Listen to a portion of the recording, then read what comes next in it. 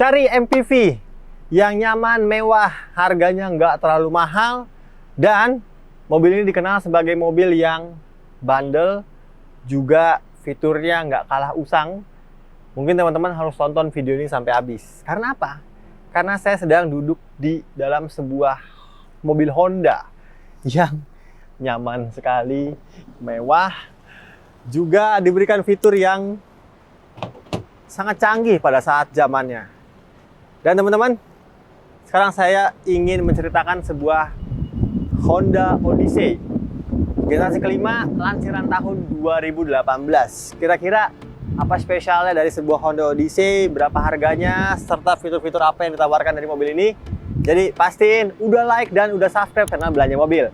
Dan bersama saya Raka, ini dia review dari sebuah Honda Odyssey generasi kelima. Kita mulai videonya.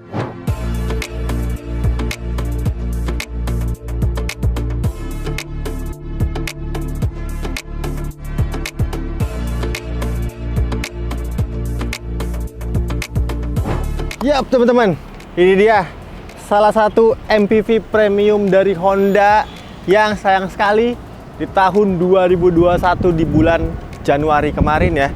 Dari artikel yang saya baca, Honda akhirnya menghentikan produksi dari sebuah Honda Odyssey. Karena memang mobil ini untuk generasi kelimanya sudah cukup lama dijual Honda teman-teman. Dari tahun 2013 sampai di tahun 2021. Sekaligus menandai berakhirnya Honda Odyssey dengan sebuah facelift yang tentang tampilan faceliftnya. Dan kita udah pernah punya juga tuh yang versi faceliftnya. Tapi yang ini yang sekarang banyak sekali dicari orang-orang karena sekarang harganya sudah cukup terjangkau. Sekaligus menawarkan fitur serta kemewahan yang seperti layaknya sebuah Toyota Alphard teman-teman. Ini adalah pesaing terberat Alphard di dekadenya, yaitu sebuah Honda Odyssey. Nah, ngomong-ngomong Odyssey, mobil ini sudah cukup lama di dunia. Generasi pertamanya dikenal sejak tahun 1994. Sampai akhirnya di tahun 2013 keluarlah generasi kelima ini, teman-teman, yang orang-orang sebut Honda Odyssey VTIL. Nah, yang ini juga sudah mengalami facelift sebanyak 3 kali, bro. Yaitu di tahun 2018 maksudnya. Yang ini kebetulan yang sebelum facelift tahun 2018 dan di tahun 2020. Sebelum akhirnya menandai Honda Odyssey yang berhenti produksi. Nah, walaupun sebelum facelift tapi tampilannya sudah cukup modern. Karena apa? Karena dia sudah dibekali dengan grill yang besar seperti Honda kekinian yang dinamakan solid wing face. Serta teman-teman, yang keren dari mobil ini adalah dia sudah dibekali dengan teknologi keselamatan yang paling canggih. Tentunya sudah dapat vehicle stability control, kamera 360, dan walaupun mobil tahun 2013, tapi mobil ini sudah dibekali dengan fitur keselamatan Honda terbaru, yaitu fitur Park Assist, teman-teman. Yang mana fitur Park Assist itu sangat-sangat bisa memudahkan teman-teman ketika parkir. Ada 2 opsi, yaitu parkir paralel yang samping, atau parkir masuk, atau dinamakan parkir seri. Nanti kita coba fiturnya di dalam. Dan tampilan depannya juga terlihat cukup modern karena dia sudah dibekali dengan nih 2 buah proyektor yang LED pastinya. Ada DRL-nya. Juga ini solid wing face-nya dia diberikan warna dark chrome seperti ini ya. Yang lagi-lagi membuat tampilannya itu makin mewah gitu, Honda Odyssey. Kita cek sekarang mesinnya.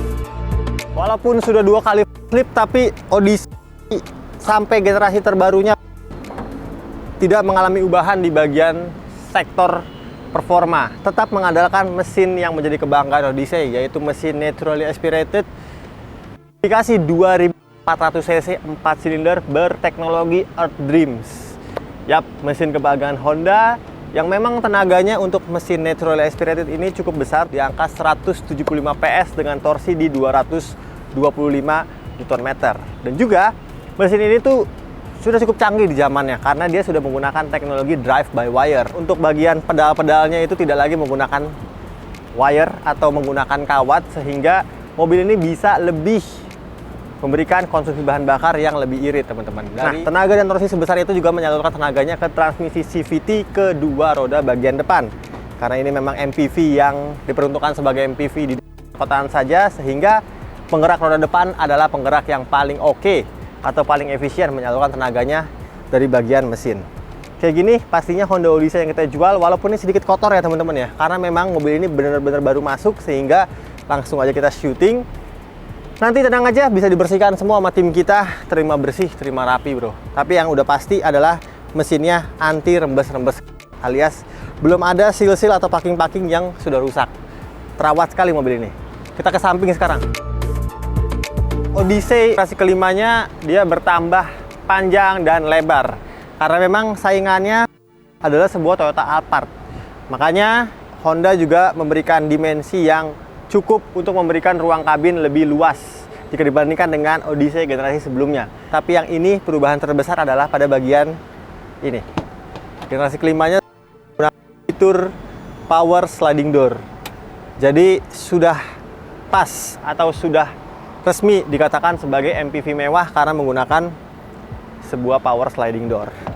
Nanti kita masuk ke dalam bro, senyaman apa Odyssey itu. Tapi sebelumnya saya pengen mengenalkan fitur-fitur yang ditawarkan di bagian samping ini juga nggak kalah mumpuni karena dia untuk bodinya sendiri sudah menggunakan teknologi Honda yaitu Gicon Body Edge yang membuat mobil ini tuh makin safety, serta untuk pengereman ABS, EBD, Brake Assist, Vehicle Stability Control, mode-mode berkendara juga hadir, dan juga di sini terdapat blind spot monitoring system. Nah, untuk shape bodinya sendiri ada garnish chrome, dan ini yang menandakan kemewahan sebuah mobil ya. Ada krom-krom tipis di bagian bawah yang mengalir sampai dengan bagian belakang.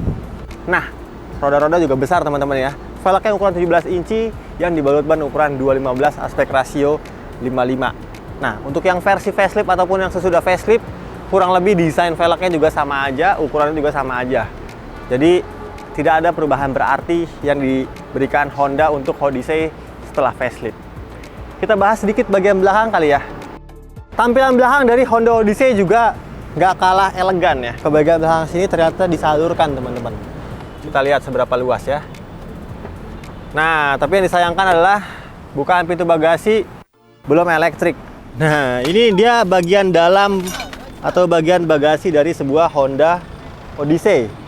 Teman-teman, dia memiliki konfigurasi 3 seat ya, alias 3 baris penumpang. Yang kalau teman-teman nggak perlu atau nggak ada orang-orang di bagian belakang sini, silahkan tidurkan saja untuk bagasinya dengan cara ya menidurkan satu persatu kursinya ini. Dan jika sudah tidur seperti ini, teman-teman juga bisa melipat kursinya sehingga terlihat rata lantai dan tersembunyi. Nih, dengan cara gini ya. Nah, sip, gitu. Karena di bawah tadi ada barang-barang sehingga nggak kelek nih teman-teman. Nah, kalau kayak gini, Honda Odyssey memiliki bagasi yang benar-benar luas. Tapi yang di downgrade dari Honda Indonesia adalah pelipatan kursi ini tidak lagi menggunakan tombol elektrik, tidak seperti generasi sebelumnya. Oke, kayak gini. Ada defogger kaca belakang, high mount stop lamp, wiper, lengkap. Odyssey, tapi nggak ada tipenya. Sip, langsung aja kita masuk ke dalam buat saya ceritain seberapa nyaman kabin dari sebuah Honda Odyssey. Kita masuk ke dalam. Power sliding door bro. Nah, ini tadi saya udah bukakan teman-teman. Jadi sebenarnya gampang banget karena dia ada satu tombol, nanti akan maju, tinggal dorong aja kursinya. Kita masuk yuk. Wow. Sini bro. Asiknya di dalam sebuah MPV premium itu langsung terasa ketika teman-teman dudukin kursinya. Penggunaan kulit jok ini bener-bener halus dan juga empuk bro. Ini beneran empuk banget ya, untuk busa-busa joknya sendiri.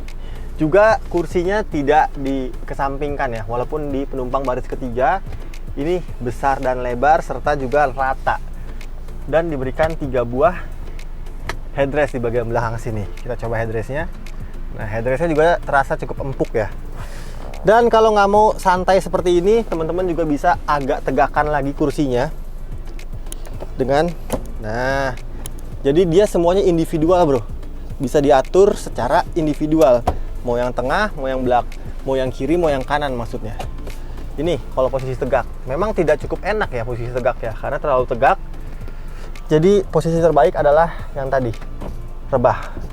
Nah, ini udah enak banget nih, mau jalan berapa ratus kilo pun rasanya Nyaman sekali di dalam sebuah Honda Odyssey. Selain itu juga Honda nggak pelit fitur di belakang sini nih. Ada 2 buah blower AC, lampu, lalu di sini ada soket HDMI untuk monitor depan dan soket outlet 12 volt di bagian kirinya. Cup holder 2 buah di bagian kiri kanan serta seat beltnya juga 3 titik untuk 3 orang penumpang di bagian belakang sini. Top. Kita ke depan sekarang. Nah, inilah jok terbaik untuk menikmati sebuah Honda Odyssey, teman-teman. Joknya besar, empuk, nyaman, dan bisa diatur. Banyak sekali pengaturan yang diberikan Honda di jok ini. Tapi yang disayangkan adalah pengaturannya semuanya serba mechanical. Jadi belum ada tombol elektrik yang bisa mengatur kursinya. Contoh teman-teman ya, mau maju mundur pasti bisa dong. Ini maju mundur ya. Ini tadi posisi berkendara saya di depan, dan di sini saya set dengan posisi yang cukup leluasa, tapi di belakang masih sangat luas tadi ya. Lalu di sini juga teman-teman, ini teman, bisa diberikan sandaran punggung ini bisa dilipat sesuai dengan kemauan teman-teman semua. Jadi kalau memang teman-teman punya postur yang agak sedikit bungkuk, nah ini bisa ditegakkan nih. Jadi tidak terlalu bungkuk gitu badan teman-teman ya. Atau pengen nyantai, nah ini bisa. Jadi di bagian punggung ini bisa dilipat. Lalu reclining of course bisa juga dong. Nah reclining sampai bawah begini teman-teman, walaupun tidak terlalu tidur ya. Reclining bisa juga. Serta di bagian bawah sini juga disuguhkan sebuah leg rest. Bentar saya mundurin kursinya. Nah ini leg restnya teman-teman. Sayangnya saya kakinya panjang sekali ya, karena tinggi saya 185 cm, sehingga memang tidak bisa diakomodir di dalam sebuah Honda Odyssey ini.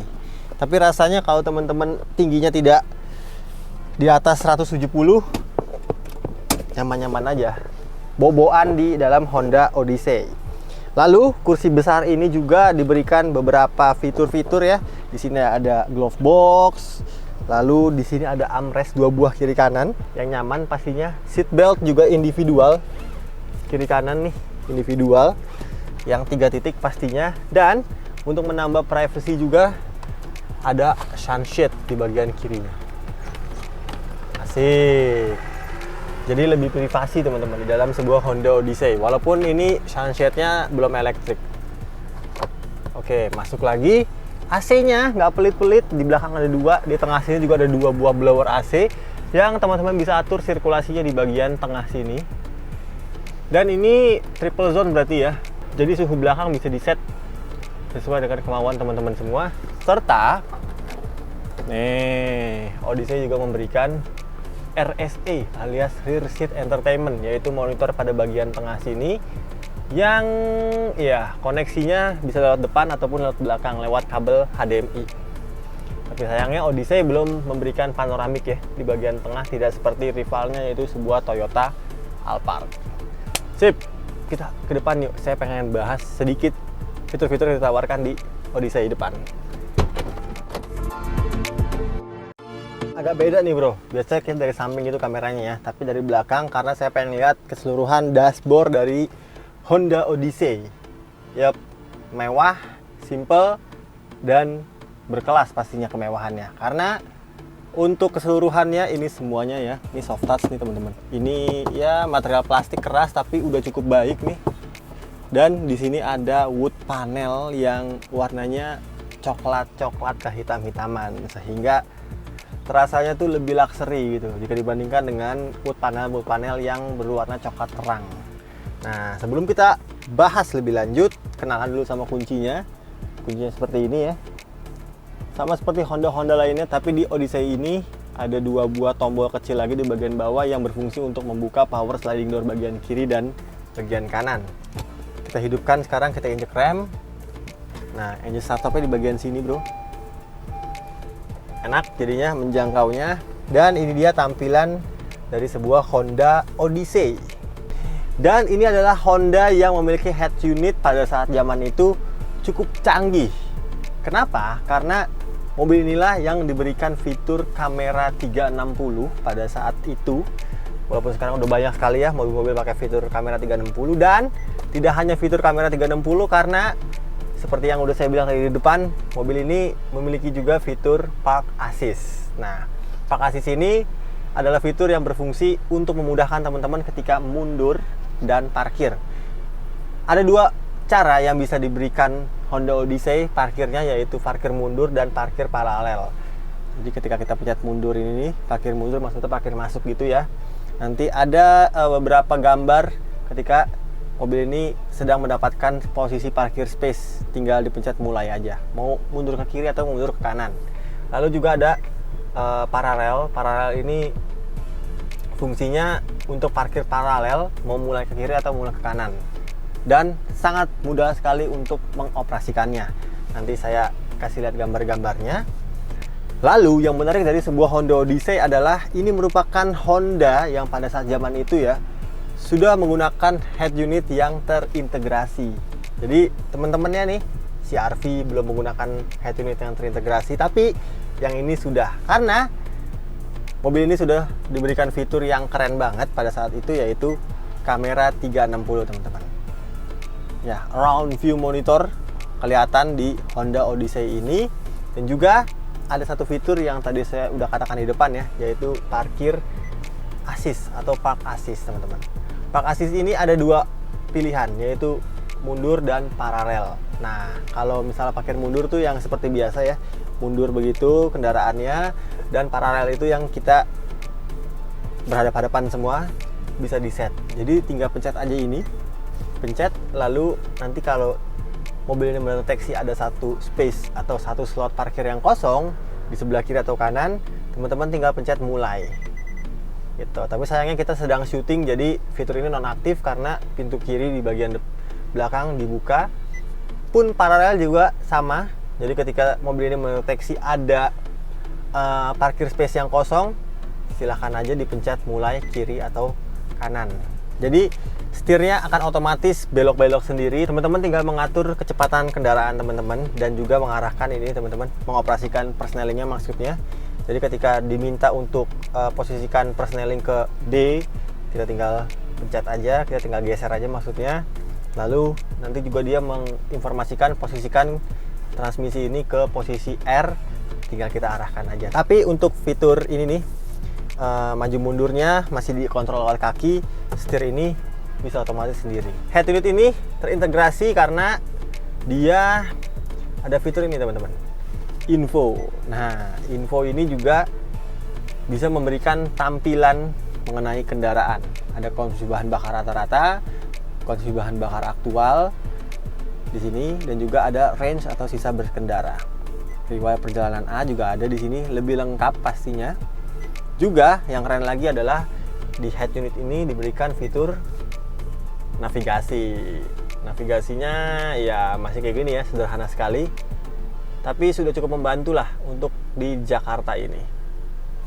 Gitu, ketika di zoom, ada bengkel Honda nih kelihatan nih. Tuh, bisa diarahkan ke bengkel Honda. Oke, konektivitas Bluetooth, auxiliary 3,5 mili dan juga kabel HDMI sudah bisa nyambung ke head unitnya. Lalu kita bahas bagian ini teman-teman, kokpitnya, yang mana setirnya dia keren banget karena tombol-tombolnya lengkap. Dia ada tombol kiri untuk mengatur nih source atau mengatur menu yang diberikan di head unitnya. Lalu di kanan ini ada fitur yang dinamakan cruise control. Cruise control tapi belum adaptif. Juga di sini ada tombol-tombol kecil yang ini untuk berfungsi melihat MID di bagian tengah. MID-nya ada trip A, trip B, odometer, lalu ada fuel time real consumption, dan juga ada average fuel consumption.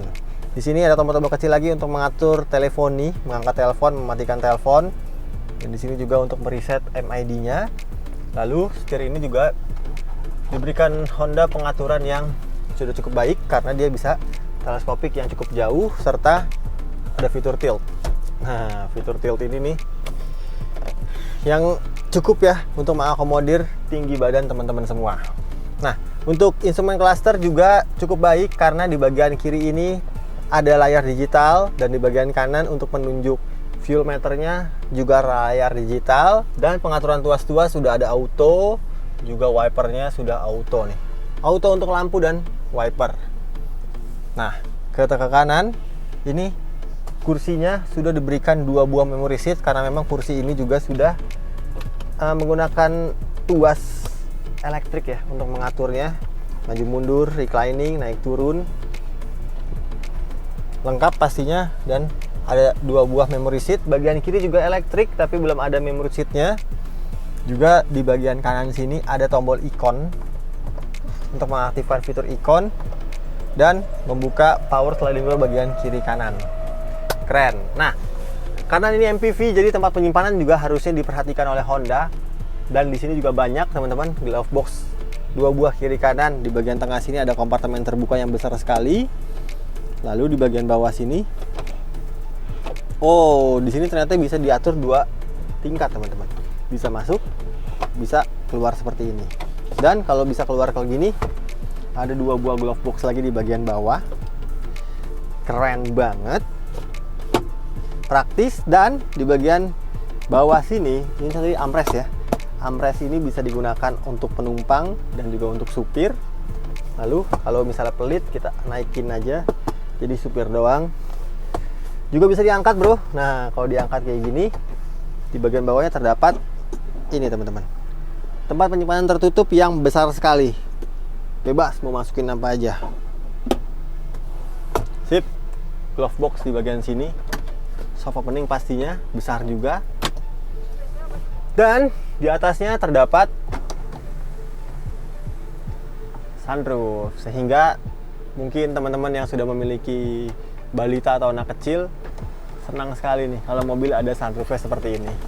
Oke, sekarang saya pengen informasikan harga atau uang yang harus teman-teman siapkan untuk membawa pulang sebuah Honda Odyssey tahun 2018 dengan odometer yang baru tercatat di angka 30 ribuan kilo aja. Kondisinya sangat baik sekali. Berapa sih sekarang pasarannya? Kita ke depan langsung.